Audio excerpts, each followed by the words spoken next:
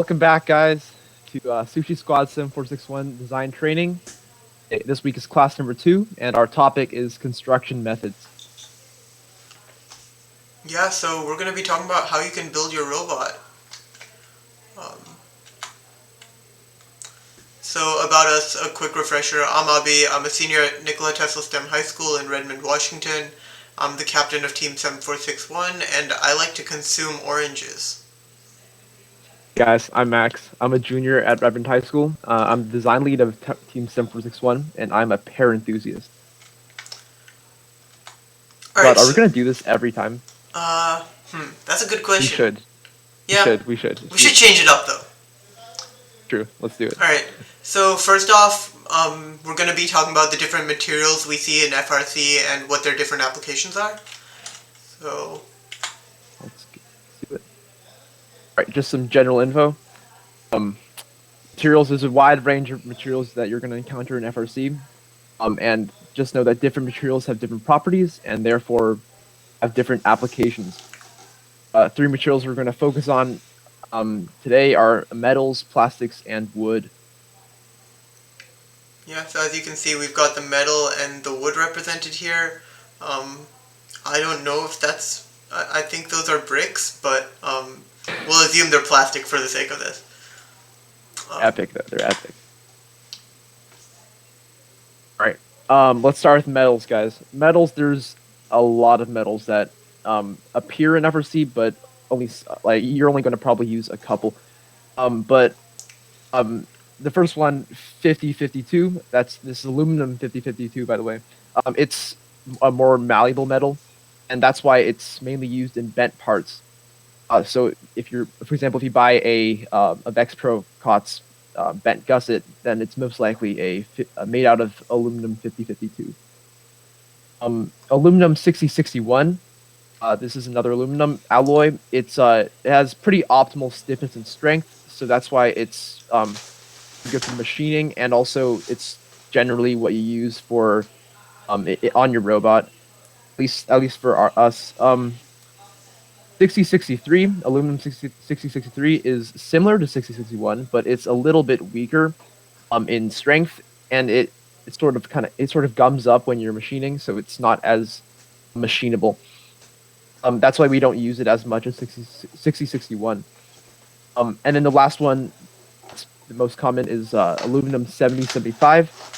This alloy is extremely rigid, so it's a lot harder to machine, and that's why it's mainly used in shafts, Yeah, so like the ones you would buy from Vexpro. so you'll rarely ever see 7075 used on robots just because it's more expensive, it's harder to machine, and it's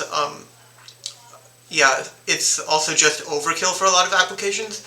We're actually using it on one of our hopper iterations for this year, but that's just because we got a sheet of scrap metal donated, so we figured why not.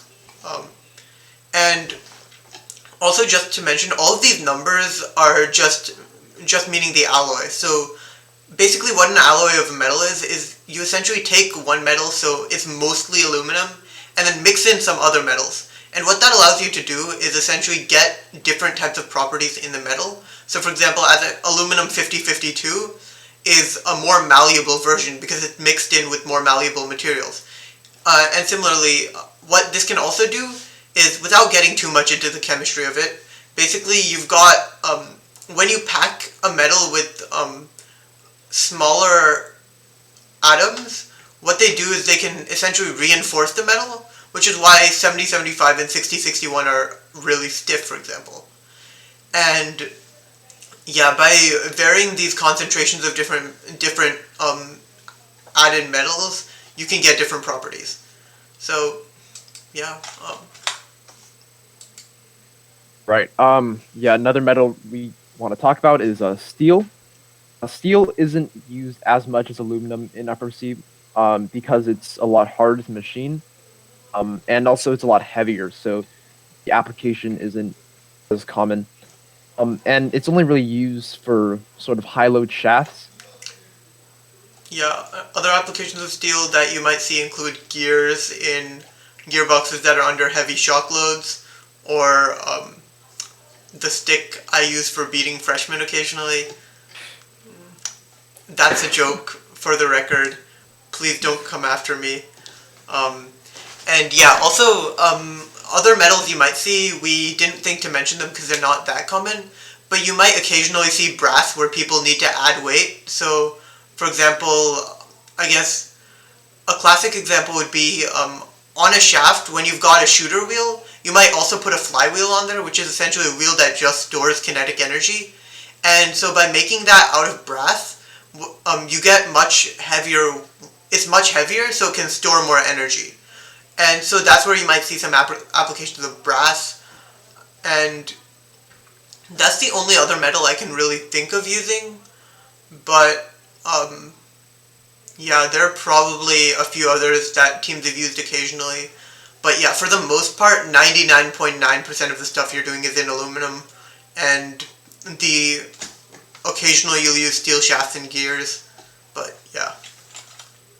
Um,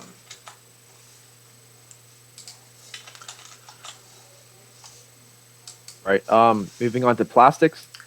So, well, one type of plastic that is usually used that we actually use a lot is polycarbonate.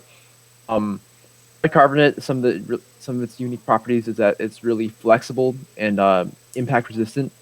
So when it gets in a collision, it tends to flex instead of cracking and breaking. And it's also very lightweight. Uh, and However, this material can't be laser cut because laser cut it releases a lot of really harmful gases. I think like chlorine gas.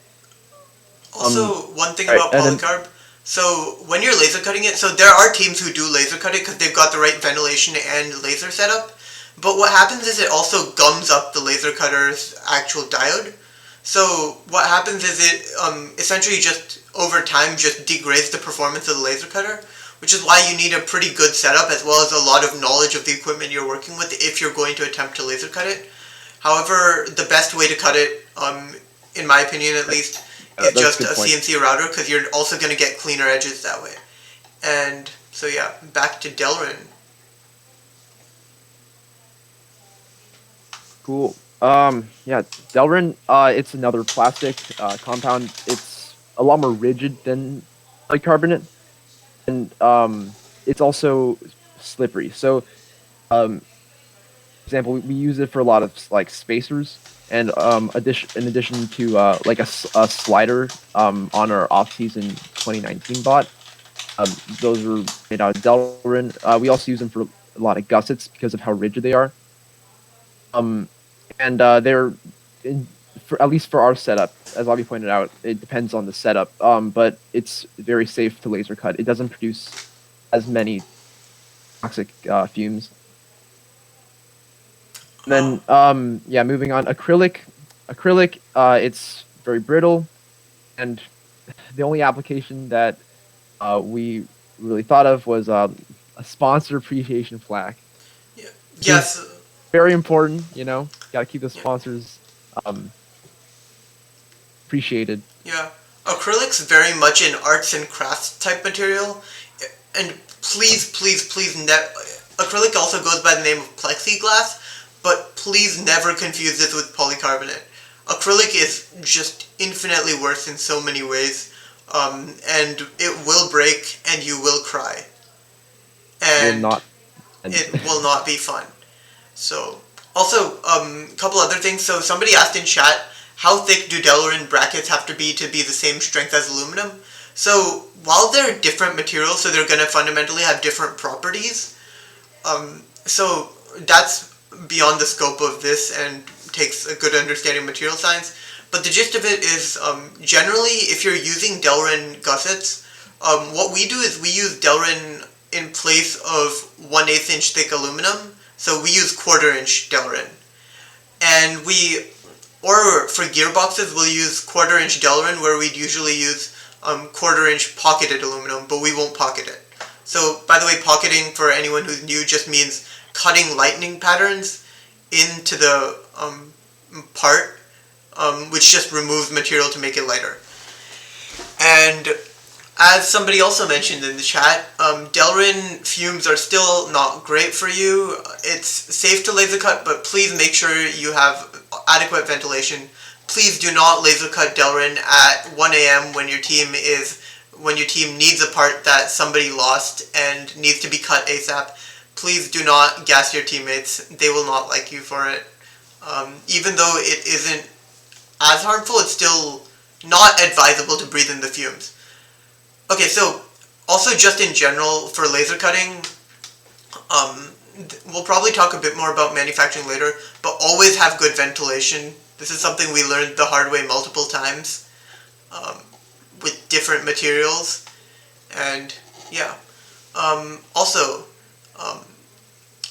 I guess, yeah, we're going to be going into different methods of manufacturing later, so I'm not going to talk too much about it.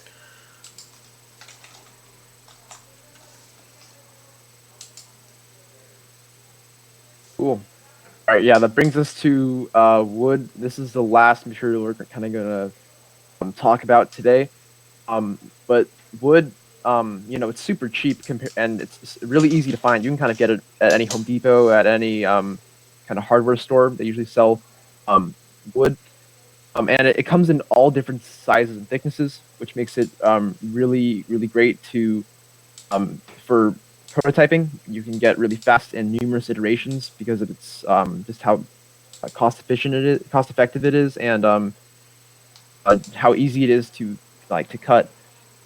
And yeah, it can be machined in almost everywhere. You can just take like a handsaw to it, and get it into the right dimensions. Yeah, so again, wood is, I cannot overstate this enough, but wood is probably the best material you have for prototyping. It's cheap. Home Depot, if you ask the guy, there's a 50% chance they'll give you a huge discount. We got a $36 sheet of I believe it was 4 feet by 8 feet of 1/4 inch birch for $7 once, which was pretty great. So yeah, also my favorite method of machining it is probably just clamping one end to the table and hammering it. It just hits different. It hits different. Yeah, but so again, just don't waste time unless you've got an abundance of steel scrap or something and in-house metal laser cutting. There's no reason to be wasting premium materials on your prototypes. So just yeah, wood's great. Be sure if you're machining it though, dust can be nasty. As well as if you laser cut it, make sure you're not laser cutting particle board, or if you are, you've got a very, very good ventilation setup, because the glue inside the particle board can cause noxious fumes that are not healthy. And yeah, it's mainly the formaldehyde in it that doesn't have a good heat rating or whatever. Well, yeah, exactly. Also, make sure we're safety glasses in case.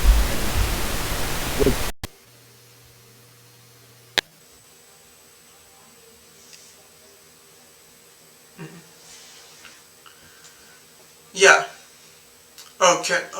Is my mic working right now? All right. All right. We're good then. So yeah. If my keyboard will work.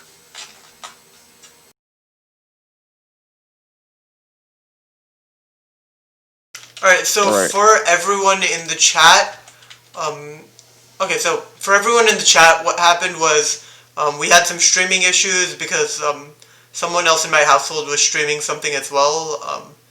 I believe they were just downloading a movie or something, and that was hogging a lot of bandwidth. So, yeah, we should be good to go now, though we've turned our cameras off just to like avoid any bandwidth issues.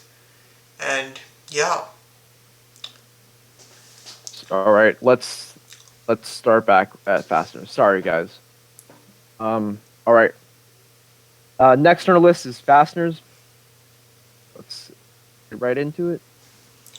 Yeah. Actually, I'm going to just since we don't have cameras, I'm just going to full screen this thing since might as Oh, well. that's a good idea. Yeah, I just full so everything should be full screened now. Okay. Um, yeah. Again, apologies for technical difficulties, everyone. This is we're still refining our process, but thank you all for your patience. So let's get right into fasteners. Fasteners. Fasteners. All right, fasteners. They hold things together. That's what fasteners do. And in FRC, there's many different types of fasteners, and each of those fasteners they have different applications. Um, the three of the most common fasteners, and also the ones we're going to talk about today, are screws, bolts, and rivets. Um, yeah, different installment configurations for fasteners. Well, counterbore and countersink. Those are the two ones. They both help the fastener lie flush with the surface on which they are installed on. So that's just useful knowledge. We'll talk more about it in the coming slides. All right. Yeah. Screws. What are screws? Well, they are fasteners and they screw into a face. Hence the name screws. Um, they use a pilot hole when you're installing them, and what that means is you want to drill a small hole on the place where you're planning on installing the screw, just to guide the screw into the surface. And if you look at the diagram on the right, you can see that the screws are usually countersunk. And we mentioned that phrase, that term on the slide before. And what countersunk means is that the head is sloped inward. So if you look here, it looks like an upside down trapezoid, right? That's because it's sloped inward. So when you screw it in, the bolt head lies, the screw head lies flat and flush with the surface. So some of the pros for screws is that they're really easy to install blind. And if you're not familiar with the term installing blind, it means installing without access to the other side of the material. For example, like nuts and bolts, which we'll talk about the next slide. You have to screw the nut in the other side, right? But for screws, you just screw it into the surface, and everything holds together. So that's really convenient. And some of the cons about screws are that they sometimes rip through the material that you're trying to fasten, which is obviously not good. And they sometimes fail under high loads, which is also not optimal. Yeah. Yeah, just some. So Oh, yeah. So go yeah. go ahead, So Abby. yeah. So the biggest thing about screws is that they're not going to be used on your competition robot much.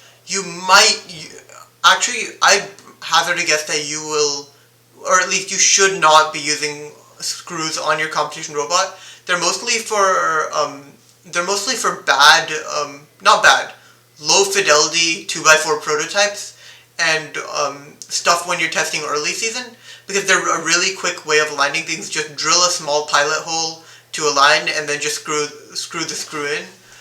They're really quick to actually make prototypes, so if you're just testing a rough idea of a game piece manipulator, screws can be great. But even still, just especially with field construction, this knowledge can still be useful. Um, Yeah, for sure. and Bryce from 1720 says that one half inch thick wood belly board says I will use screws on compbot. So if you heard it here first, ladies and gentlemen, if 1720 does not use screws on their 2021 competition robot, if 2021 competitions happen, you can sue Bryce. All right. So bolts. Right. Okay. So bolts, they're a very versatile fastener. There's many different types of bolts. And they're mainly used for fastening, but some bolts can serve other purposes depending on the type of bolt. Yeah, just some more basic information. They require a nut on the other end or a tapped hole for a nut on the other end, um, to clamp things together, or like a standoff, a threaded standoff where you can just screw the bolt in. And in order to maintain tightness, you're going to have to use a thread locking compound, whether that be a nylock nut or like An Loctite actual compound. chemical compound. Right. Yeah. Um, we'll talk more about the nuts a little in a different slide, but it's just some basic information. There's different head types for screws. There's like socket head, Phillips head, hex head, like there's wing nut. There's eyes on the heads or whatever. Over here on the right, this is a hex head, as you can tell. Pretty self-explanatory. And another pretty important information regarding bolts is that um, you can you should preload bolts in most cases. It minimizes slop, um, and increases resistance to added loads, like when in collisions, for example. Um, it just helps your robot be more robust and like load tolerant. Yeah, so basically what a preload does, it basically means tightening your bolt down. And you want to, unless your bolt is going through the middle section of a piece of box tubing where it could potentially crush the tubing, what you want to do is actually tighten your bolts down as much as possible. Because what'll happen is it'll prevent anything from accidentally slipping around. But in addition to that, what you can do is by tightening it down, and I've got a picture later on when we talk about spacers. But what a bolt does when you preload it is it essentially already adds a force. So it already adds a force to your standoff or whatever you're preloading. So when some force is applied, it has to overcome that force in essence before it can make a significant impact. And this is because, without going too much into detail, this is because forces are basically vectors, and when you add forces, what happens is the impact is just significantly minimized when you already have forces there, because when you're adding something, it also has to overcome those in order to significantly influence the force on the bolt. Preload's a bit confusing, but yeah. Yeah, but it's a really important thing, though, and we'll talk a little more about that in the upcoming slides. The TLDR is just tighten your bolts down, and yeah. Yeah. So This slide just kind of shows you a lot of different types of bolts and screws, actually. Yeah, just if you see here, the ones I kind of want to highlight are shoulder bolts. If you see, it's these on the bottom row, second from the right. Shoulder bolts, they can act as axles. Um, for example, this year in our intake, we're using um, shoulder bolts and bushings as the axle for some shafts and some axes of rotation. So that's really useful.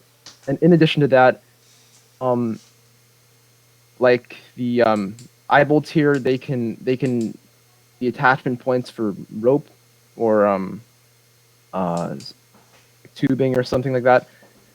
It's just another use case for that specific bolt.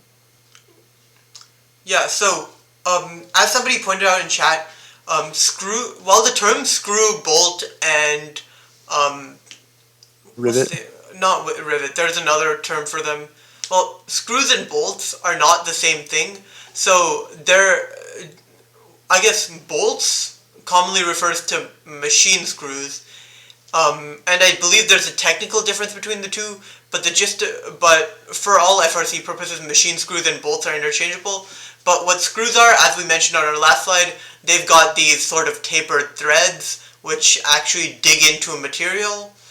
Whereas machine screws, their threads aren't meant for digging into material, but actually pressing into an already threaded nut or standoff or whatever. And so what that means in the context of FRC is just pretty much don't use wood screws and try to put a nut on them, and similarly don't expect machine screws to dig into a block of wood. And that's pretty much all you need to know. I have heard tales of a guy who could fashion a tap, which is the machine, well, not machine, tool that actually forms threads with a file and a machine screw in 20 minutes in the pits.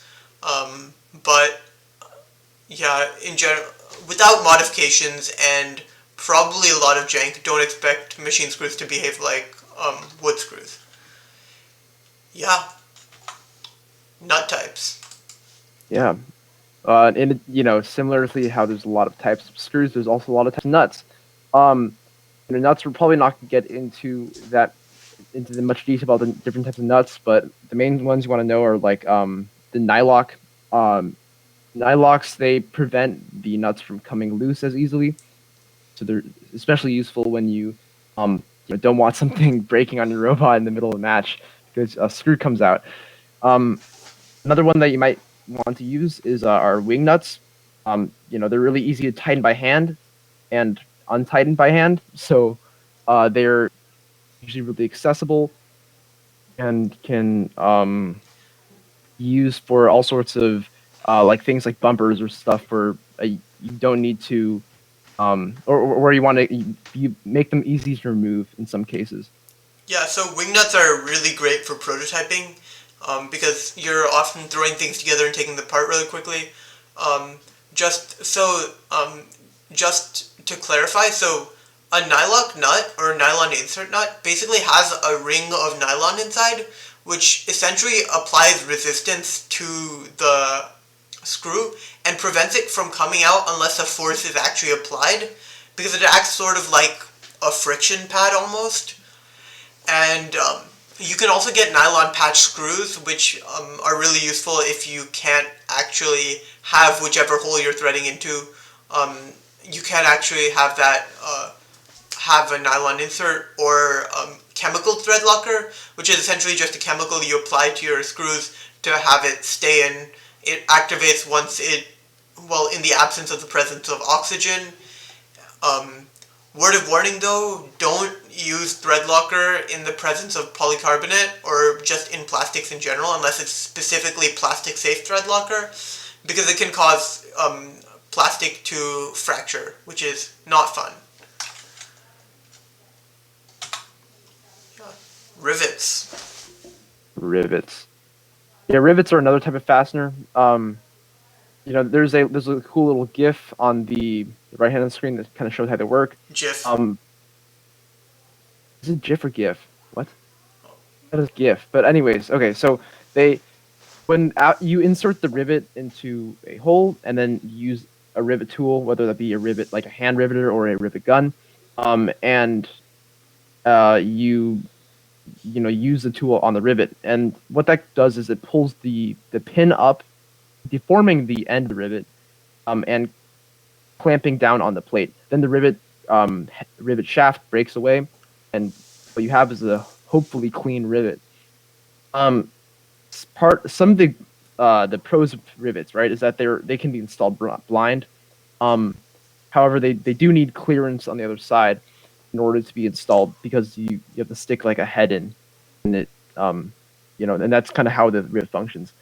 And also, like a con of the rivet is that it has lower load tolerance compared to bolts, and but it's lighter than bolts, which um, is a pro. Yeah, so you can use more of them. So in certain applications, rivets are the better choice.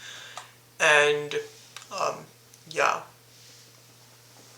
All right, welding. Well, welding, it's kind of just a something we want to briefly touch on because it is present in FRC, but it's just not as common. Um, Welding, you use a tool, whether that be like a urethane torch, not a urethane torch, what's it called? Like uh, wait, Avi, what's the term for that? I actually Forgot. do not remember. I haven't looked at welding stuff in like a year. Well, they use something very hot to melt a piece of metal together and join them. And well, the pros of a rivet of a weld is that they're very strong and it's very hard to break. But however, they're very inadjustable. Once you weld something, it's kind of hard to remove it. Understandably. Yeah, so generally speaking, there are a few teams who weld their chassis as well as other parts of their robot. We do not weld, and for anybody who's just now like learning about design, I would not recommend welding. It's just if you know how to do it, and you know how to build like really robust frames that won't break at all, then sure. But otherwise, chances are something can break at competition, something can break on the practice field, and you don't want to be stuck in the situation where it's welded together and you have to completely remake the entire assembly.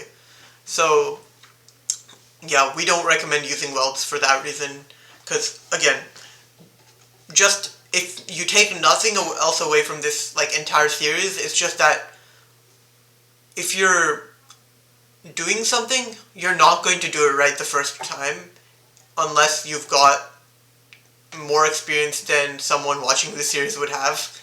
And generally speaking, you want to design your things to be adaptable so that you can quickly iterate on your failures and just keep improving.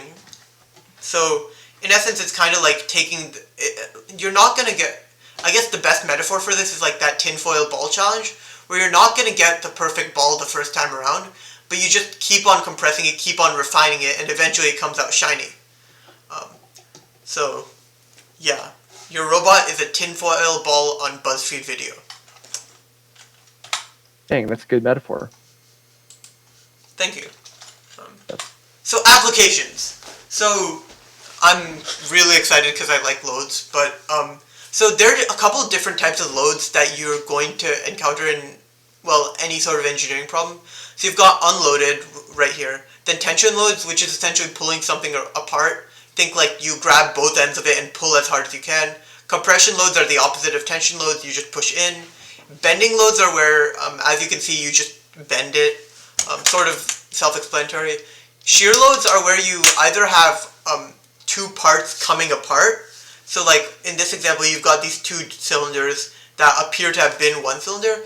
But also if you've got, also a good example of shear load would be, say you've got two plates riveted together and you're pulling on each plate in opposite directions.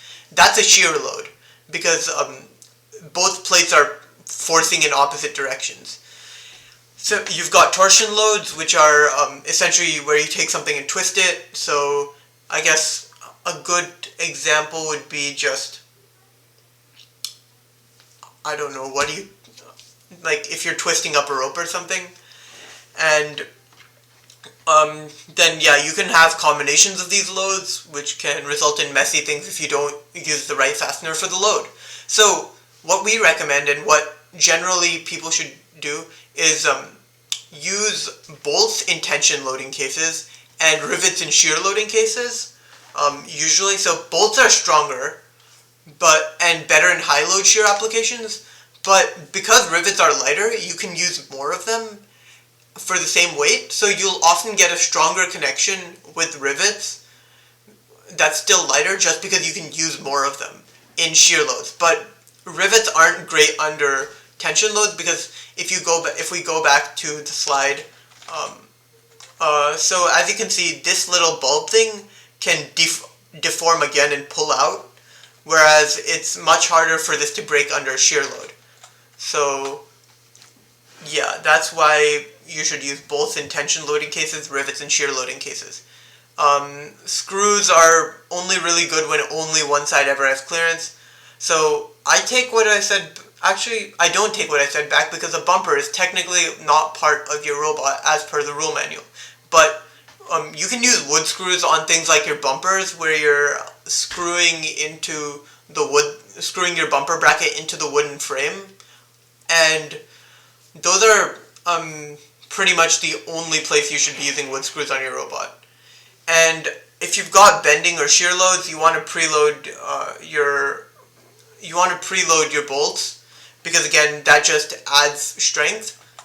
So, which we'll be talking about later. So now we're going to be talking about different types of constructions. So starting off, Max, take it away with tubing and gusset construction.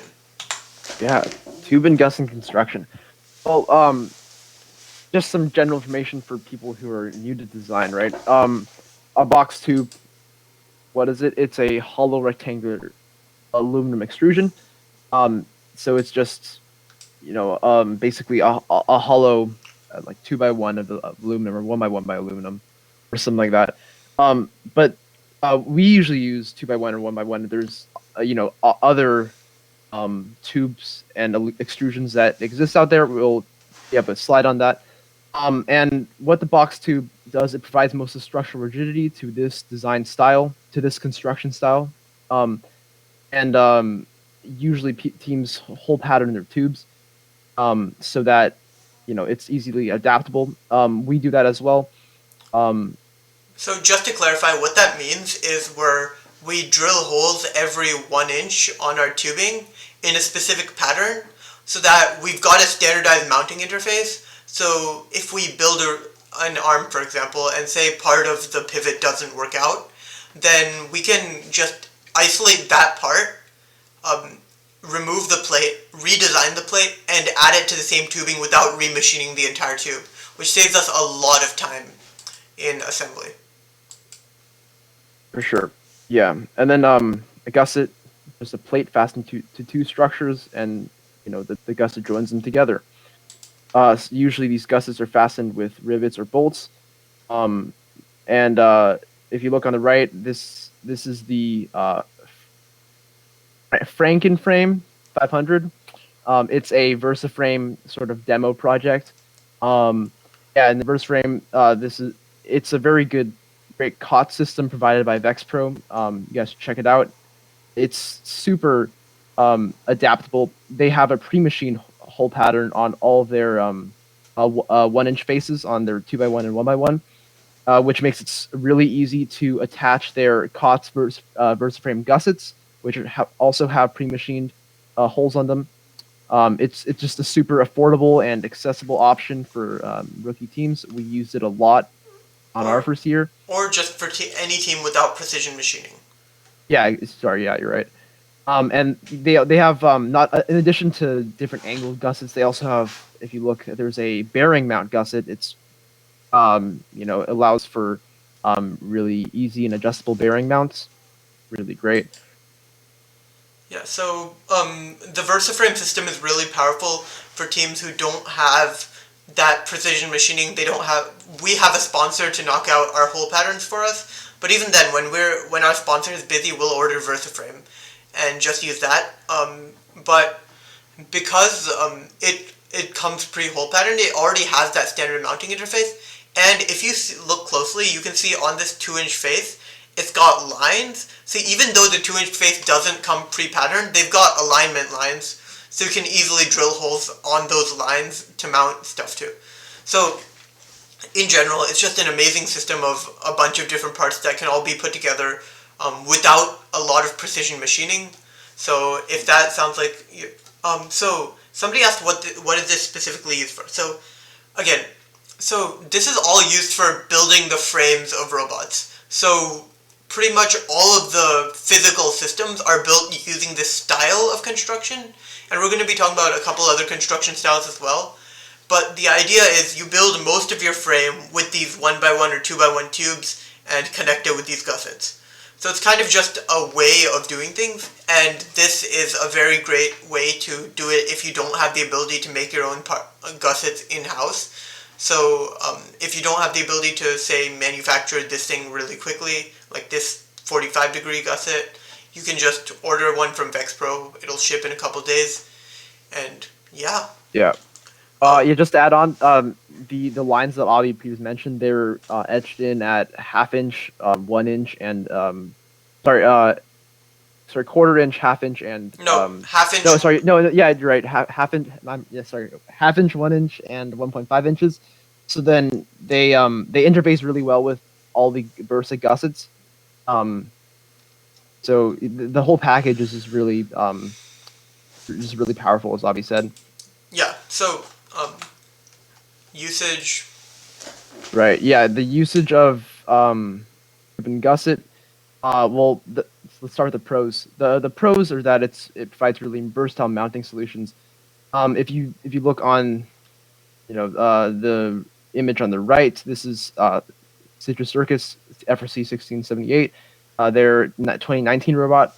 They have a custom hole pattern. If you look in the center of the robot, that arm, they have a lot of different gussets mounted directly to that. So, which is only possible due to this sort of custom hole pattern in addition to the tube and gusset solution. And also, just for teams that are either starting out or they don't have that precision machinery, it's really simple and affordable. It's also accessible, which is part of why it's one of the most common sort of construction styles in FRC. It's also really quick to iterate because of the adjustability of the whole patterns, and just because it's of the nature of the style, it's really quick to iterate. And some of the cons is that it can be bulky sometimes, depending on the way you use it and sort of superstructure you're building. Yeah, so this is again really powerful tool. Like Citrus Circuits is objectively one of the best teams in first. They've won their division in out champs for what? I think they're going on 8 or 9 years. Their first division win was 2013, and their last one was 2019. So 7 years total. They would have I'm guessing they would have won their division this year, but it didn't happen, so we'll never know. Um, yeah. Yeah, they also have a really similar like their style is something that we mimicked Yeah. and really looked up to, so something that we really appreciate. Yeah, so again, just this adaptability, as you can see, they don't focus on having a pretty robot, they just have an adaptable robot, and they're able to do major redesigns of mechanisms in the season because of it, which is just really powerful and helps them out a lot when they're like iterating and just changing stuff. Right. Speaking of which, Yeah. case study time. Yeah, let's take a deeper look at another 1678 robot. This is from the 2017. The 2017 year season. But let's take a look at their hopper wall first. If you look, they have their superstructure is completely made out of tube and gusset. They have a hole pattern 1 by 1. Seems like the holes are 1 inch apart, or half-inch apart. Actually, it looks like I can't. This image is pretty blurry for me, but yeah, they use, as you can see, they use multiple tools. Multiple tubes to create different angles, really customizable angles that they can mount their hopper walls to. And also, if you look at the floor of the robot, the ramps that help funnel the balls into the center. Those are mounted using gussets. And the shooter superstructure. This component of the robot also uses a lot of tube and gusset. If you look how they mount to their drivetrain, there's one patterned tube, 2 by 1, and then there's also a slanted 1 by 1. So that gives it a really robust mounting and a sturdy structure. Lastly, we'll take a look at the intake. They have a really simple and effective design of mounting the rollers to the drivetrain. It's really simple and really robust. That's really impressive.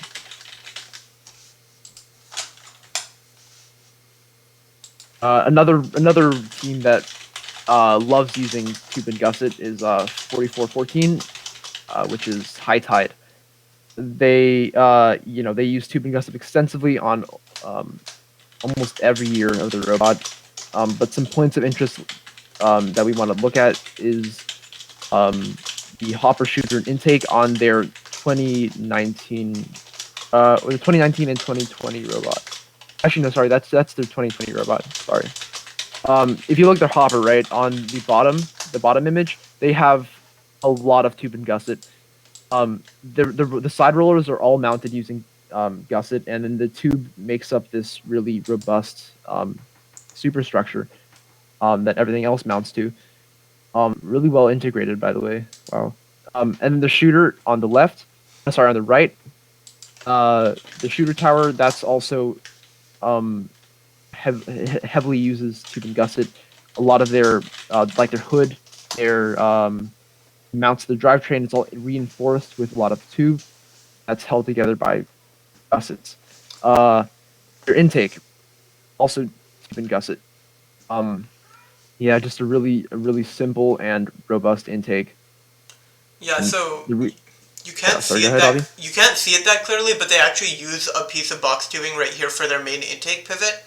So by using this box tubing, they're able to get a lot of rigidity really easily without going through the motions with a bunch of plates or anything. Right.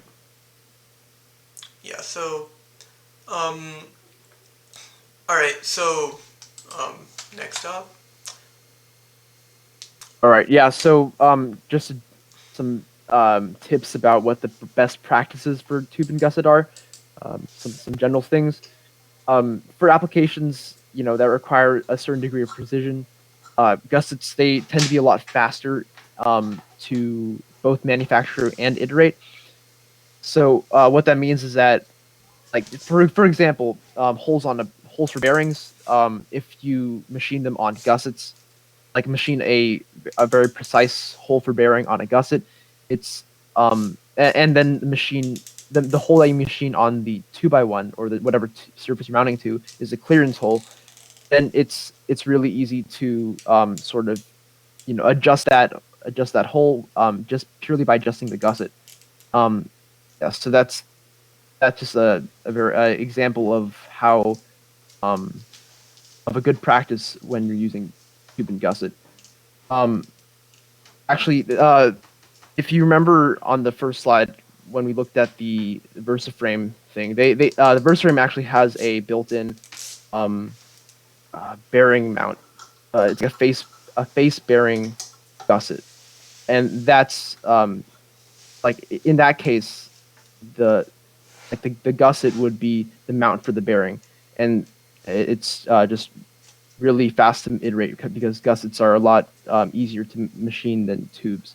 Yeah, so Um, because you've got the gusset holding the bearing, what you can do is use pre-patterned tube stock. So like what we do is we have our sponsor just machine a bunch of box tubes as um, uh, we use a bunch of box tubes on a robot, and so what we do is we have our sponsor just machine them all at once, and so once we have that precise hole pattern, we can then cut. We've got a laser cutter, but you can also just use a bandsaw, drill press, and some good marking, and we can just make those types of things in house really easily.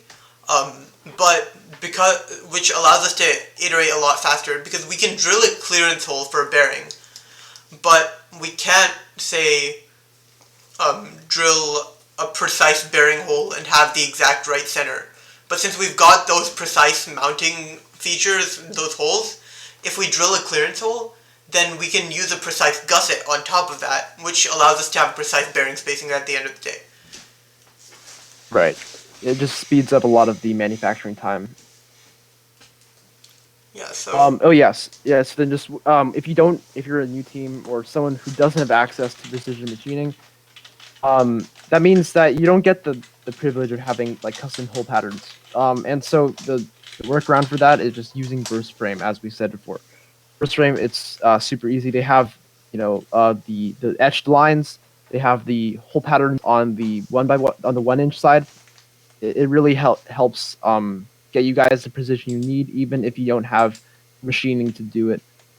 Um, so that being said, there's the ways to design for manual fabrication. Um, One of them is a drilling jig. So that means that you need to design or buy like a jig that kind of they acts as guides for when you're manually drilling in holes. For example, if you look on the right, uh, the top image it shows a vice grip holding a piece of tube stock and also a jig. And the on the jig, the holes are spaced 1 inch apart or a certain length apart that you want, and then they just act as guides for the drill bit to come through and drill into the one by one or whatever tube stock that is. Another way to design for manual fabrication is adaptable designing, but we'll talk about this more in detail when we discuss specific mechanisms. It just seems to be a lot easier for people to kind of get what we're talking about if we do it that way. And then the final method is sliding bearing blocks. The lower image down here, this shows the Versa block. And what this is that is a bearing block that you can sort of slide around the tube and then tighten it down to where you need it. And so it has a precisely machined bearing hole on it, the exact diameter that the bearing is. So then, if all you need to do is just drill a clearance hole onto your tube stock, and then slide that, and then slide the bearing block over that, and then you can tension it using it shows a cam down there, also from Vexpro. That's a really great way of tensioning it, and that's a really good solution if you want to sort of make like a power transmission. But we'll talk about that more. If this isn't making sense to you, it'll come into play in our next couple lessons when we talk about power transmissions and different mechanisms. Yeah, again, by the way, just if anybody is sort of lost, ask questions in chat or send us a message on Discord, and we'll be more than happy to answer. But yeah, so just talking about some other extrusion types. So we've got a couple of different ones. So 80/20, which is this X-shaped profile right here, it's really useful for prototyping because it's got these channels in it that you can put nuts into.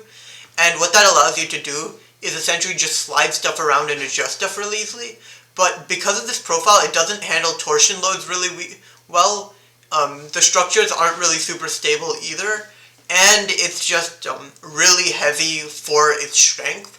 So you're going to be much better off just using box tubing or something else. And we've also got peanut extrusion, which is just something AndyMark sells.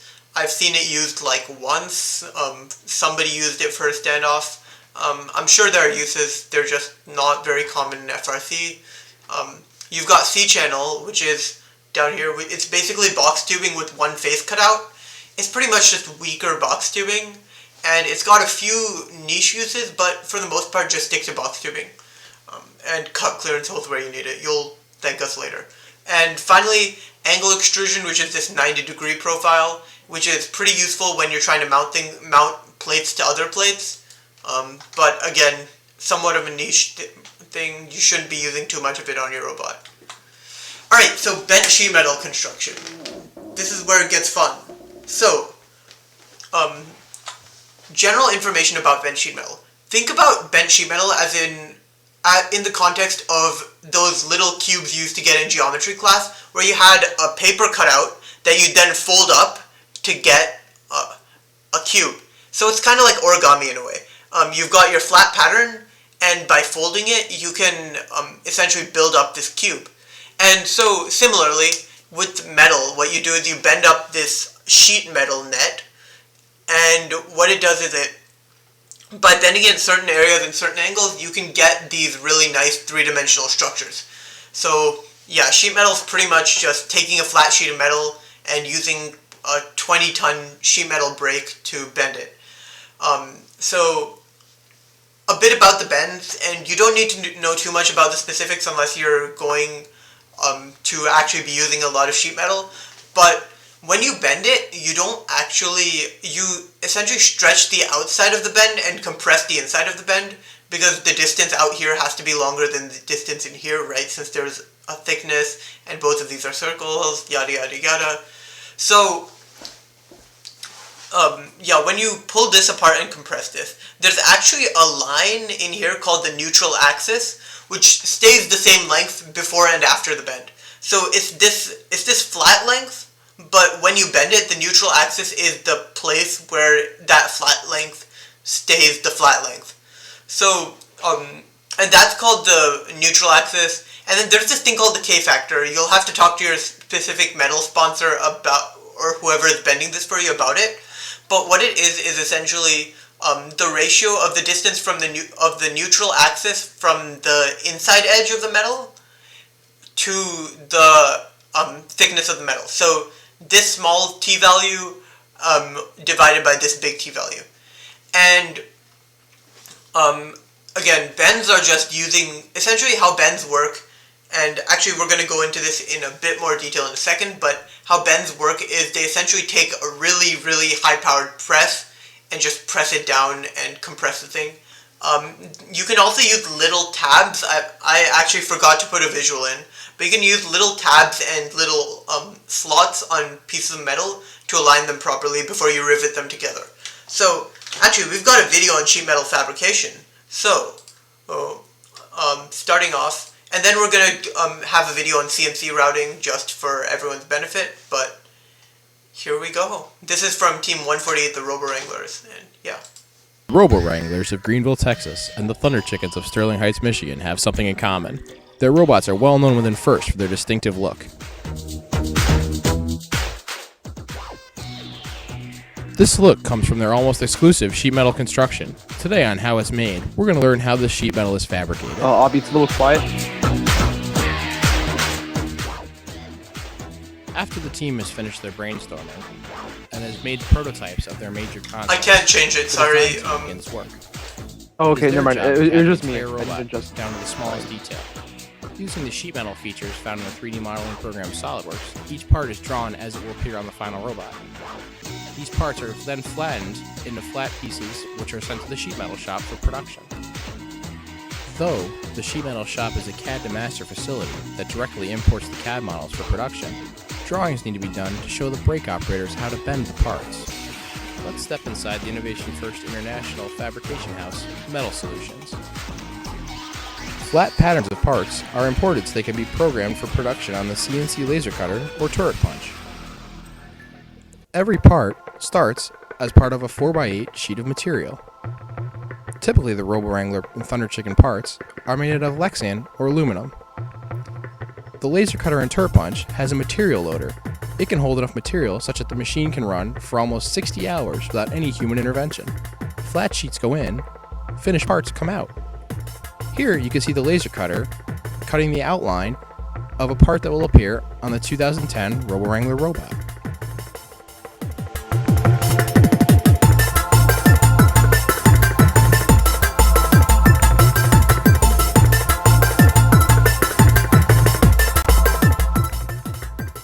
The CNC turret punch operates just like a 3-hole punch. Instead of cutting through paper, it uses 40 tons to punch right through metal.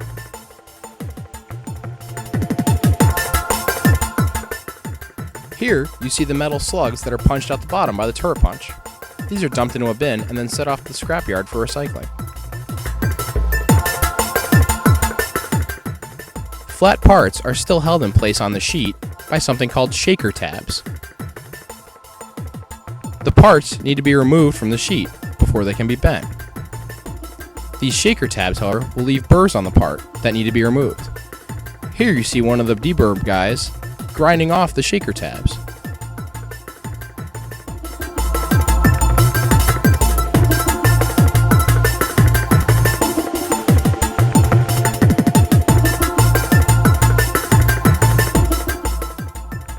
Each part is fed through the automatic deburring machine. This machine sands down all the edges and puts a nice finish on each face.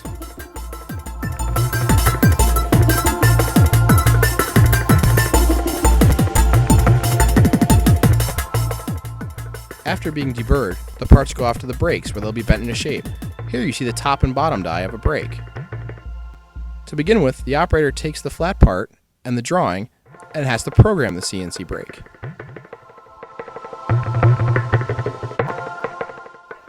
He needs to tune the machine for each individual part such that it is bent the correct amount.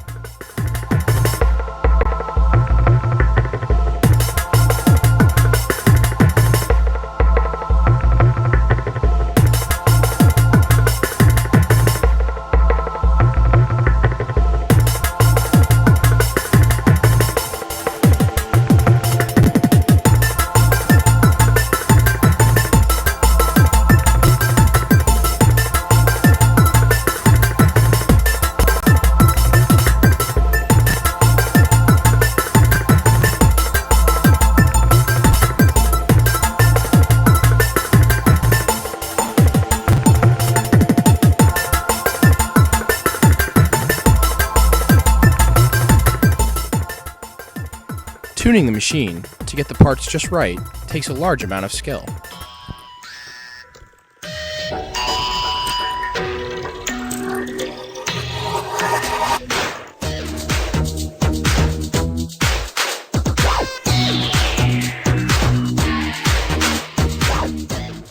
After the first part is finished and the machine is programmed and tuned in, all the remaining parts take very little time to produce.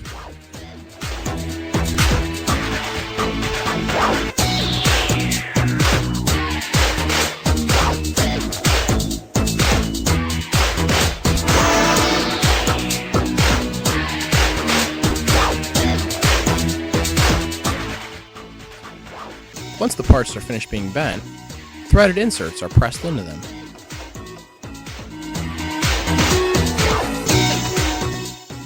Completed parts are placed on a pallet and sent back to the team for assembly or out for powder coating.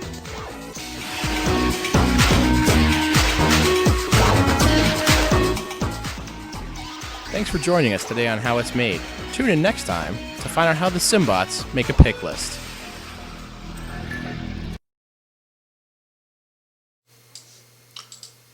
Alright, so that was how bent sheet metal is made. Now we're going to watch a video of how we actually can machine aluminum using a CNC router. And this is by no means an exhaustive video, it's just, I'm going to actually play this on 2x speed.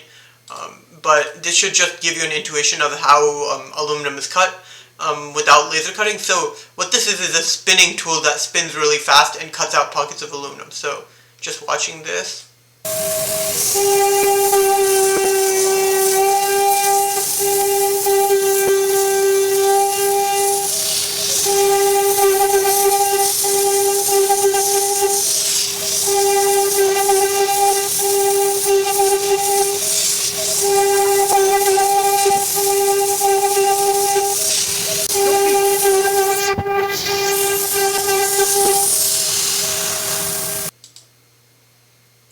Alright, so as you can see, that was just a quick introduction to CNC machining, and yeah, this is going to be pretty useful when we talk about billet parts later, but for now, all you need to know is sheet metal is, oh, wait, what's what LabVIEW?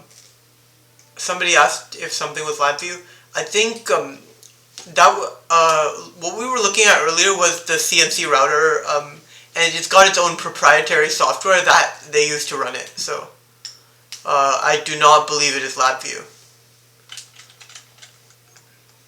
Alright, so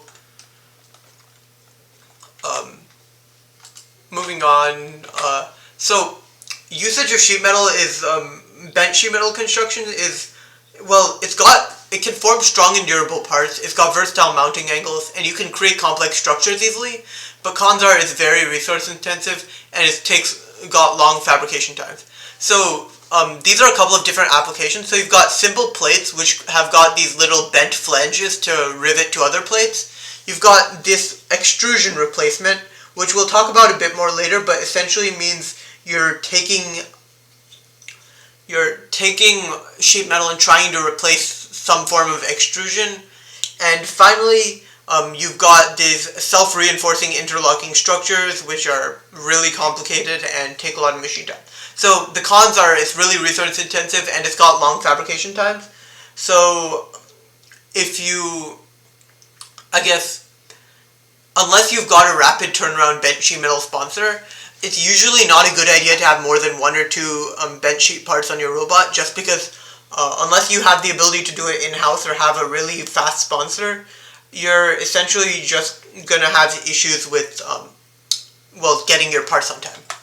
So some case studies. So first of all, Team 118, the Robonauts, so what they do is they use this, on their 2020 shooter, they use this bend in the plate to package this in cleaner. And in addition to that, they've got this flange on top and a flange on the bottom, which add rigidity and provide a place to mount. So this flange right here, it prevents this from bending outwards, because the strength in a given axis is proportional to the cross-sectional area, or the area in that axis. And so Because of that, having flanges strengthens your part significantly. And another example, this is an example of the extrusion replacement technique, but if you look at this elevator, you can see this is actually two overlapping pieces of sheet metal that have been riveted together for, well, to actually replace a piece of extrusion. Alright, so the 2020 shooter, there's some pictures online. I think this one might be from Spectrum's archive, but yeah. And so some best practices for sheet metal. So they're all from this site, but basically a couple of things. Keep the bend radius at least equal to the sheet's thickness. Holes and slots should be at least 2.5 times the thickness plus the bend radius away from the bend to prevent them from deforming. And parts should maintain a uniform wall thickness, so don't have a part that's like half quarter inch and then don't take like a quarter inch sheet, mill half of it down to an eighth inch and then try bending that. And now we're going to talk about parallel plate construction, which is used commonly in gearboxes and intakes. So it's basically taking two plates and securing them together with standoffs or spacers. These plates have all of the critical geometry, so they've got all your mount points, bearing holes, etc.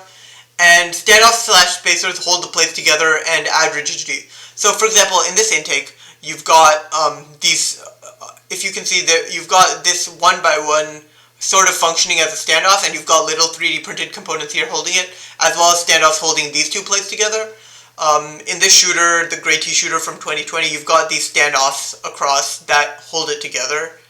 And finally, in this gearbox, you've got these spacers that hold it together and add rigidity to the design.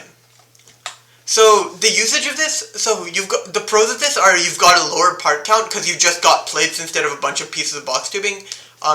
Easy to align geometry because you're not worried about a bunch of parts, and fast assembly. But the cons are slow iteration because you have to remachine the plate every time, and they can be less robust than other options. So unless you do it right, you can have issues with just rigidity and just overall stiffness of an assembly that's built with this parallel plate construction. So on the right is just a really good example of parallel plate construction. Team 2910 Jack in the Bot, they barely touch box tubing. They just use giant plates because they've got a sponsor that can cut them with 24-hour turnaround times, I believe. But again, I personally do not recommend using parallel plate construction unless you have that sort of rapid turnaround time sponsor, just because this entire thing would take forever to machine in-house. And unless you've got really good machining, you shouldn't spend the time on that. And yeah. So spacers versus standoffs. So essentially the difference between the spacer and the standoff, and by the way, I'm going a bit fast because we're running a bit overtime, but the difference between a spacer and a standoff is that a spacer doesn't have internal threads, so it's like this on the right, it's just got a hole that the bolt fits through. And meanwhile, a standoff has threads on the inside. So the advantage of spacers is that you can preload them more because you can tighten it from both sides. But the disadvantage is you need a bolt going all the way through, so they can only work for short distances where you've got bolts for that length. Similarly, standoffs they've got these internal threads. You can preload them less, but you can still preload them. And they can be any length because they've got tapped ends, so you have bolts on either end instead of bolts on one end and not on the other. And for both of them, tighten your bolts down. Like if you see right here, this is a loose bolt that's not tight. You can see the sort of gap right here, and that is going to have a lot of play. It's going to be weaker than if you tighten this down. It's not actually going to deform like this. Instead, it's just going to, what's it called? It's going to just have this force on it that keeps it clamped together and essentially just adds a really rigid mounting point, and makes sure that it's not budging. So, standoff types. So there are a couple of different types of standoffs. One, you can buy standoffs off the shelf that are already pre-made. Those are usually expensive. Don't do that. It's dumb. No. You can also tap extrusion. So for example, this churro extrusion that Andy Mark sells is very easy to thread using thread forming screws because it's a softer alloy and it's pretty lightweight, but it comes at the cost of being rather weak and just not, well, it's just not that strong. And you can also use Thunderhex for standoffs, which means you take this Thunderhex extrusion, use a tap or something to form threads inside, but it's heavy and time consuming and still not that strong just because it's a pretty small area. So, so the best way to do this, and our Lord and Savior, is tube nuts. So what this is these little nuts that press into the end of a round tube. They're lightweight because the tube is hollow. You've just got the nuts on either end. They're quick to assemble because you don't have to actually thread anything. Instead, you can just cut the tube to length and press the nuts on either side. And the larger diameter means that they're more resistant to bending loads. So even though they're lighter weight, they're using their mass much more efficiently because it's all spread out far out. So, which means these standoffs are actually going to be a lot stronger than Thunderhex standoffs, even though those are heavier. And so the other thing to note here is that you want to standardize your tubing diameters. So we use 5/8 of an inch for small standoffs and 7/8 of an inch for larger ones. And 7/8 inch round tubes is also good for really beefy pivots, so on arms and stuff, which is why we standardize on 7/8 for our larger ones. Alright, so some best practices of parallel plate design. So design your plates with circles around the outer standoffs and tangent lines. So for example, you've got this circle right here, tangent line to the circle around the motor, and because any material outside of your standoffs or the motor that you're supporting or whatever is essentially wasted since it's not really supporting anything. And when in doubt, add more spacer holes. So if you've got, if you're not sure if you have enough spacers, just add more and you can remove them if necessary. Especially if you don't have the right experience. Eventually you'll have a gut feel for how many standoffs and spacers something needs. But until you do, it's just best to add more if you're in doubt because it's always better to overbuild rather than underbuild something. Alright, so 3D printing. This is the hot new technology in FRC. Some teams have taken to 3D printing drivetrain gearboxes. One team's trying to 3D print their whole robot with some fiberglass coating. It's a really cool revolutionary technology. So, some general info about 3D printing. It's a really powerful tool and can create otherwise impossible or really hard to make parts. It's got a variety of applications, everything from intake wheels, which you'll see right here, to this is actually a prototype of our shooter hood, 3D printed. And you can make it with you've got a broad spectrum of materials, so PLA, PETG, ABS, nylon, all different plastics with different types of applications, and to supplement to other construction styles. So unless you're, I don't remember the team number, M. Piringer on Chief Delphi, you are not 3D printing your entire robot. Pretty much what you're doing is just using 3D printing as a supplement to other construction styles. So for example, we use tubing and gusset construction, but we've got this 3D printed hood and a lot of other small 3D printed parts that really just help us out. They can be used for small attachment points, like in the intake I showed earlier in the parallel plate thing, the 1x1 going across was attached with 3D printed parts. Any low load parts, all spacers should be 3D printed, just unless you need something really precise or really high load. Just because it's much faster, and you can do higher load parts with caution. Like for example, Team Mean Machine 2471 actually 3D printed the forks for their drivetrain, but you have to use caution and be very wary because if you're 3D printing parts for your drivetrain, again, it's not the strongest, and you're going to need to have a very good understanding of how your drivetrain actually works and what the loads are before you do that. And just another thing is design your parts for 3D printing, so avoid super sharp overhangs, and so like always have a 45-degree taper into an overhang, and consider your print orientation. So if you're printing something on the side, it's going to come out different than if you're printing it on top because a 3D printer actually lays down layer after layer.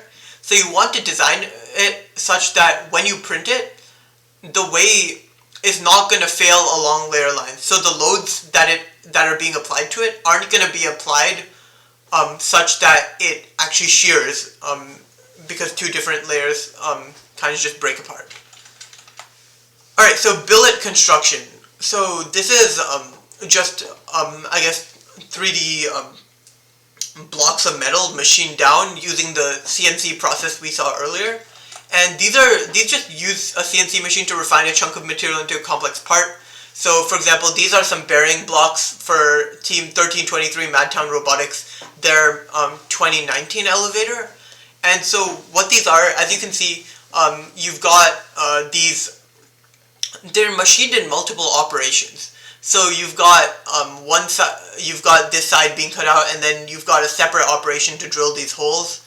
And you generally need a pretty big, expensive CNC machine to do these types of parts, because it needs to be really rigid and really set up for that kind of thing.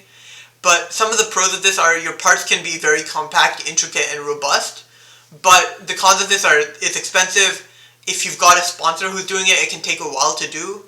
And it's inaccessible to most teams. Because, again, most teams don't have the resources to do it. Alright, so that's the end of our lesson. So homework, again, complete the Onshape learning pathway. And for next meeting, what we want to do is CAD a simple frame using box tubing, extrusion, and gussets, such that and just get a feel for CADing it. All of these slides and the video will be posted later today, or probably tomorrow. And yeah, thank you all so much for coming out, putting up with our technical difficulties, and we'll see you next time. Yeah, Bye. see you guys. We are not live anymore.